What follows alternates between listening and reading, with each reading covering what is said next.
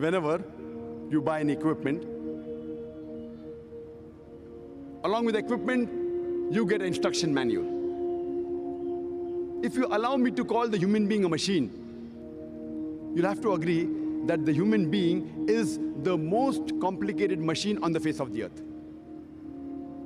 Don't you think that this human being, this machine, requires an instruction manual? The last and final instruction manual for the human beings, it is the glorious Quran. The glorious Quran, the last and final commandment of Allah subhanahu wa ta'ala, revealed to the last and final messenger, Prophet Muhammad, peace be upon him, is the last and final instruction manual for the human beings. The do's and don'ts, how a human being should lead his life, is given in this instruction manual, the glorious Quran.